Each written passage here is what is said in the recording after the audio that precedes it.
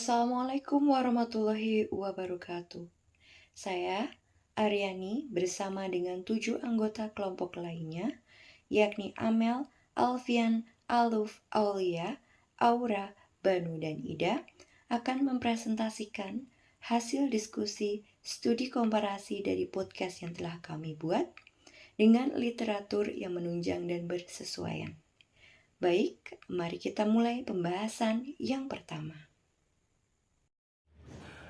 Baik, langsung saja saya menuju ke literatur pertama yang berkaitan dengan hasil podcast kami.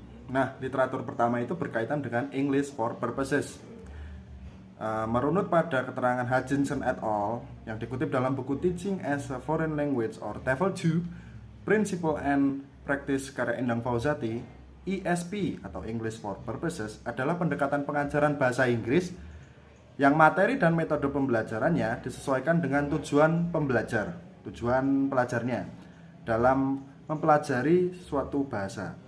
Nah, lebih jelasnya ESP itu dirancang untuk membantu peserta didik agar dapat berkomunikasi secara efektif sesuai dengan konteks dunia kerja, baik secara lisan maupun tertulis.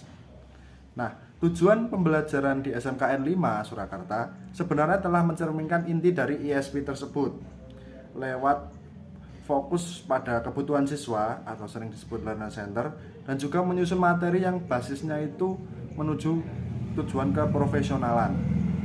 Nah, namun demikian, materi yang digunakan di SMK 5 masih perlu diperinci lebih lanjut agar istilah teknis yang diajarkan kepada siswa itu lebih mendalam, lebih fokus, dan relevan dengan bidang keahlian siswa.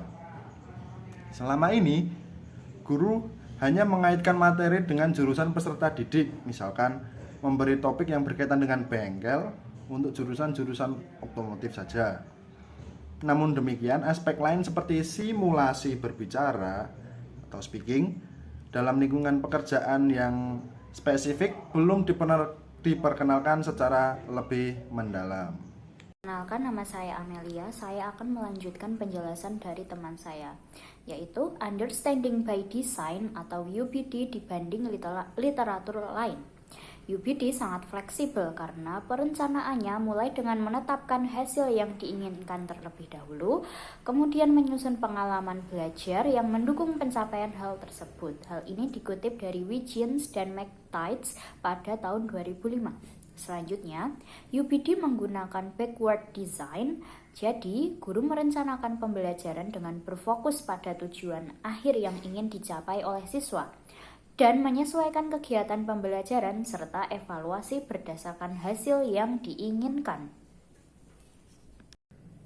Selanjutnya adalah UBD dan English for Specific Purposes. Pembelajaran bahasa Inggris dalam ESP dikontekstualisasikan sesuai bidang kejuruan siswa dan menekankan keterampilan praktis yang langsung diaplikasikan di dunia kerja. Konsep ESP atau English for Specific Purposes sesuai dengan prinsip UBD atau Understanding by Design yang menekankan pentingnya menetapkan tujuan pembelajaran yang jelas sejak awal dan merancang pengalaman belajar yang mendalam untuk mencapai pemahaman yang lebih luas. Di SMKN 5 Surakarta, pembelajaran bahasa Inggris berorientasi pada kebutuhan dunia kerja, namun masih ada ruang untuk mengembangkan materi agar lebih spesifik sesuai dengan bidang kejuruan masing-masing. Baik, saya Auranisa Putri Riyadisti dengan NPMP 24571068 akan melanjutkan penjelasan mengenai differentiated instruction atau pembelajaran berdiferensiasi. Pertama-tama, saya akan memaparkan literatur mengenai pembelajaran berdiferensiasi yang diungkapkan oleh atau yang dicetuskan oleh Carroll and Tomlinson yang dikutip dari penelitian MS Mahfud tahun 2023. Jadi, dalam teori pembelajaran berdiferensiasi yang dikembangkan oleh Carroll and Tomlinson yang dikutip dari penelitian MS Mahfud tahun 2023, terdapat beberapa prinsip utama yang harus diterapkan dalam pembelajaran untuk memastikan kebutuhan, gaya belajar, kemampuan, dan minat setiap siswa dapat dipenuhi secara efektif. Salah satunya adalah dengan melakukan diferensiasi konten, yaitu dengan menyesuaikan materi berdasarkan kemampuan setiap peserta didik. Di SMKN 5 Surakarta, Guru Pamong sudah berusaha untuk menyesuaikan materi pembelajaran dengan kebutuhan dunia kerja peserta didik. Materi yang diberikan dimulai dari dasar, kemudian siswa diberi kesempatan untuk mempelajari materi yang lebih kompleks seiring dengan perkembangan pemahaman mereka. Hal ini mencerminkan penerapan diferensiasi konten di mana siswa belajar sesuai dengan kesiapan mereka. Saya Aluf Mausali dengan NPM P24571064. Di sini saya akan melanjutkan presentasi teman saya. Baik, jadi yang berikutnya adalah Differentiated Instruction atau DI. Guru Pamong kami di SMK Negeri 5 Surakarta telah menerapkan DI yang dikembangkan oleh Carol Ann Tomlinson, seperti menggunakan berbagai metode sesuai dengan gaya belajar siswa, yaitu visual, auditory, maupun kinestetik.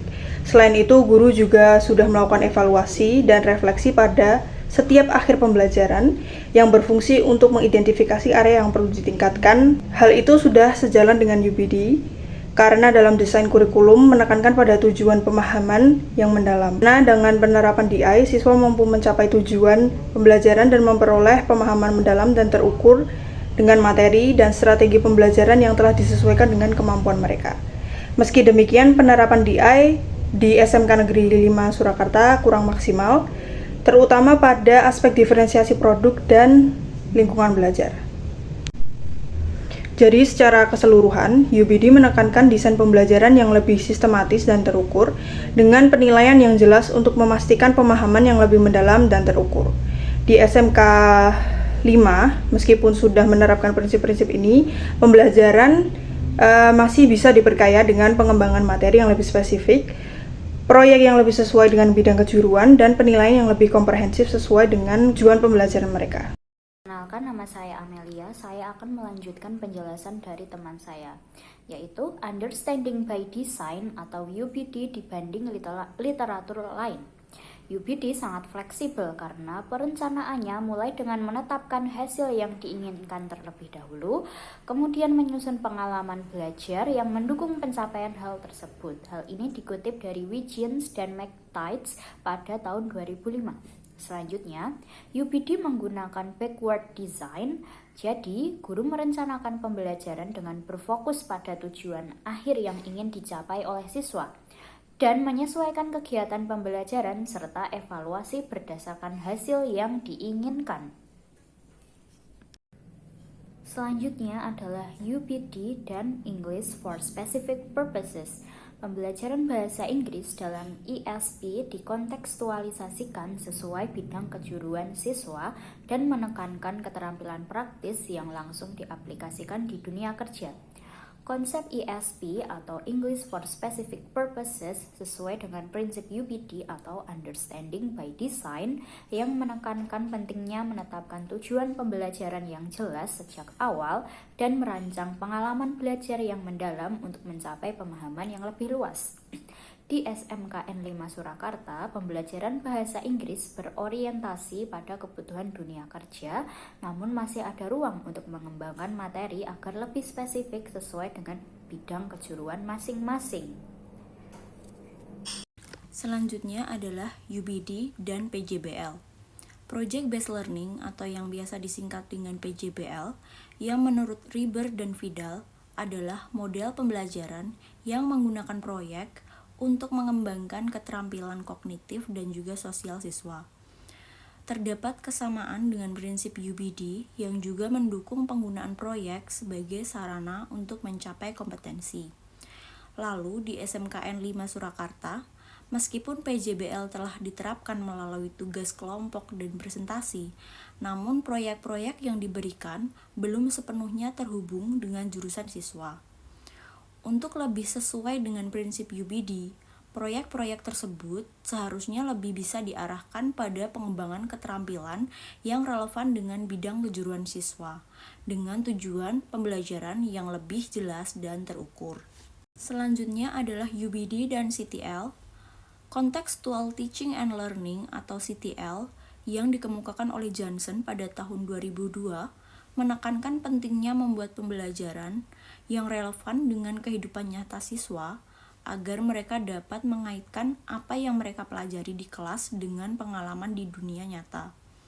Lalu di SMKN 5 Surakarta, pendekatan ini telah diterapkan dengan menyesuaikan materi bahasa Inggris dengan konteks kejuruan siswa. Hal ini sejalan dengan prinsip UBD yang mengutamakan pengembangan pemahaman yang lebih mendalam tentang penerapan pembelajaran dalam konteks kehidupan sehari-hari. Walaupun begitu, dalam praktiknya, pembelajaran di SMKN 5 Surakarta masih bisa diperkaya dengan tujuan pembelajaran yang lebih terstruktur dan penilaian yang lebih mendalam sesuai dengan prinsip UBD, untuk memastikan siswa memperoleh pemahaman yang lebih komprehensif dan aplikatif. Berikutnya yaitu UBD dan Differentiated Instruction. Dalam hal Differentiated Instruction atau DI yang dikembangkan oleh Carroll and Tomlinson, terdapat prinsip untuk menyesuaikan pembelajaran dengan gaya belajar, kemampuan, dan minat siswa. Di SMK Negeri 5 Surakarta, guru sudah berusaha menyesuaikan materi dengan kebutuhan siswa, seperti menggunakan berbagai metode yang sesuai dengan gaya belajar visual, auditory, dan kinestetik. Namun, penerapan differentiated instruction di SMK Negeri 5 Surakarta belum sepenuhnya optimal, terutama dalam aspek diferensiasi produk dan lingkungan belajar. Dalam UBD, diferensiasi juga ditekankan untuk memastikan bahwa setiap siswa dapat mencapai tujuan pembelajaran dengan cara yang sesuai dengan kemampuan mereka. UBD mengusulkan penggunaan penilaian jelas dan berbasis pada pemahaman mendalam yang seharusnya lebih dapat membantu mengakomodasi kebutuhan individu siswa di SMK Negeri 5 Surakarta.